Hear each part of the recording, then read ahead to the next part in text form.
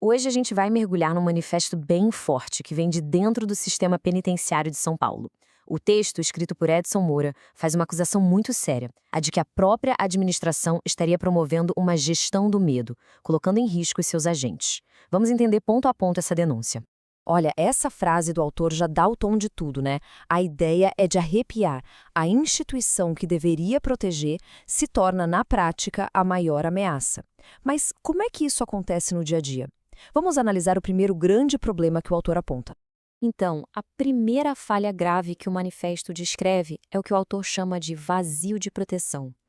Segundo ele, existe uma norma administrativa que simplesmente deixa os policiais penais totalmente vulneráveis no momento que deveria ser de alívio, a transferência de uma unidade para outra. Imagina só a situação. Um policial passa anos trabalhando longe de casa. Aí, finalmente, ele consegue a tão sonhada transferência para perto da família. Parece uma grande vitória, certo? Pois é. Só que aí vem a parte absurda. Ele é obrigado a devolver a arma e o colete da corporação.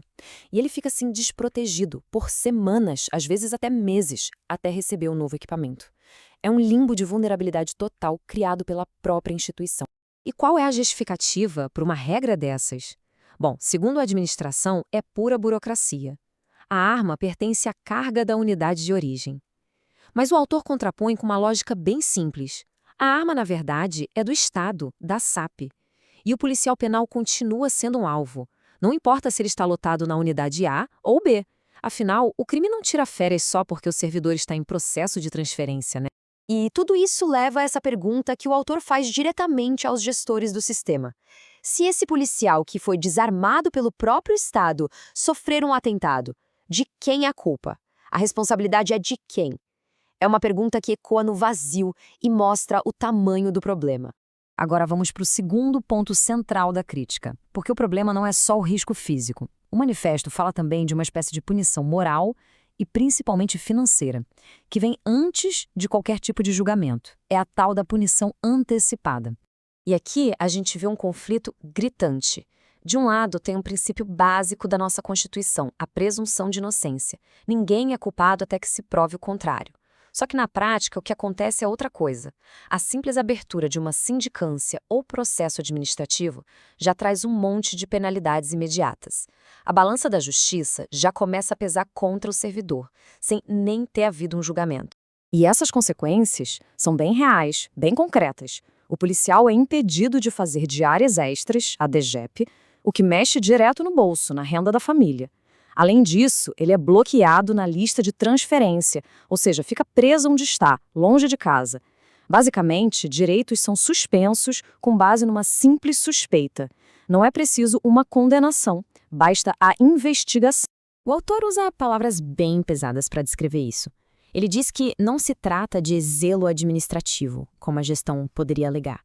Para ele, o nome disso é tortura administrativa.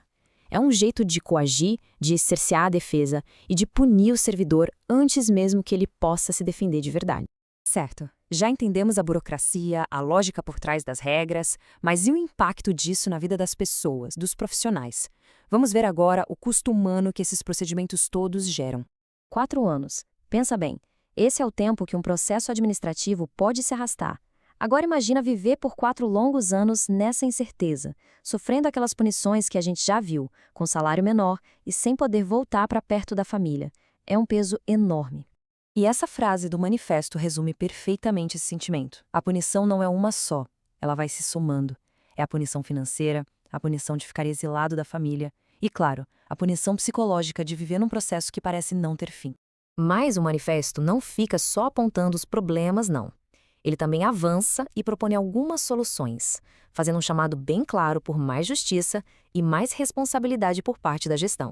E as soluções que o autor propõe são bem práticas, bem diretas. Primeiro, que o registro da arma acompanhe o servidor e não a unidade. Simples.